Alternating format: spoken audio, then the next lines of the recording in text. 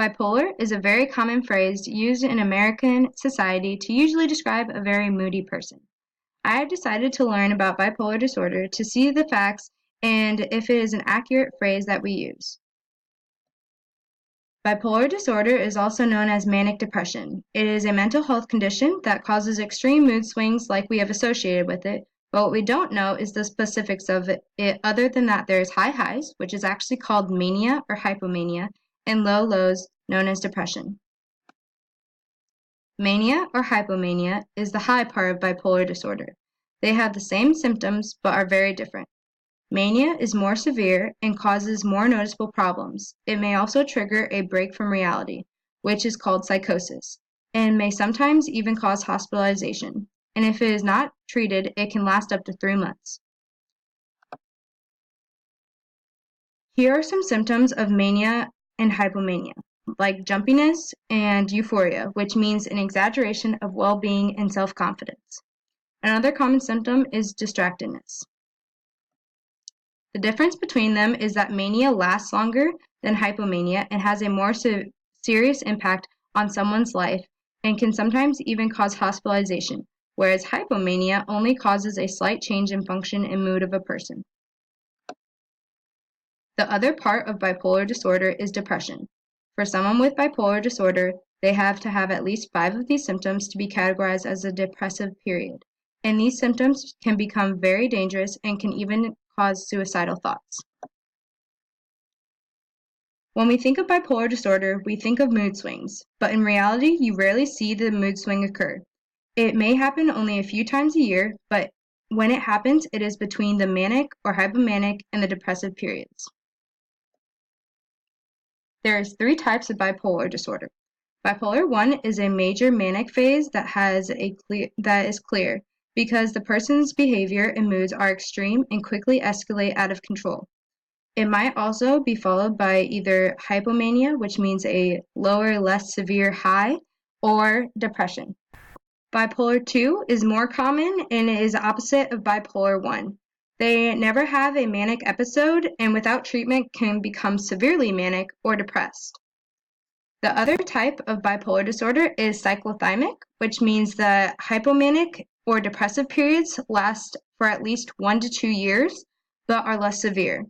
This type is very rare, and as you can see by the chart, bipolar 1 and bipolar 2 are more extreme rises and falls, whereas cyclothymic is more of a smoother fluctuation. The main causes of bipolar disorder is stress, genetics, and the composition of the brain. Bipolar disorder has a lot to do with the chemical makeup of the brain. As you can see by the scan, the bipolar brain is very different from the normal brain. A major risk is if you have any relative with the disorder, because that means you could possibly have it as well. Another risk is if you have a lot of stress in your life, as well as being addicted to drugs and alcohol, which could also be a sign of the depressive side of bipolar disorder. Along with bipolar disorder, you could possibly have other conditions. Having ADHD is very common because, as I mentioned before, distractiveness is a symptom of mania or hypomania. It also has to do with the chemical makeup of your brain, as you can see by the scan on this slide. Eating disorders are also very common because of the depressive side of bipolar disorder. Symptoms often start appearing in the teens and early 20s of a person's life. Symptoms also differ from person to person. If symptoms do occur, medical attention will be necessary. The symptoms can get under control because of medicine, but bipolar disorder cannot be cured. Also, as I mentioned before, some symptoms of the depression period of bipolar disorder can be very severe, like suicidal thoughts. Make sure to seek medical attention or call a suicide hotline if this occurs. It is very hard to diagnose children and teens with bipolar disorder because they naturally go through mood swings, so it is hard to tell. Also, if there is major stress in their life, they may have natural low lows or high highs based on the situation. There is also other mental health issues, like I had mentioned before about ADHD, that can be confused with symptoms of bipolar disorder.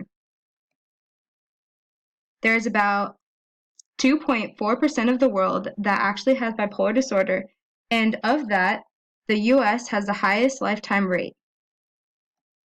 In the U.S., there is about 3 million cases discovered annually, and as of right now, that is 2.6% of our population, and about 83% of those cases are classified as severe. Right now in the U.S., there is about 5.7 million people that have bipolar disorder. These are the resources I used to gather information for this presentation. These sites were very helpful and easy to understand, so if you had any interest in this, I suggest that you go look at these sites because they're very interesting. Now you know more about bipolar disorder, and hopefully you thought it was very interesting. Thanks for watching.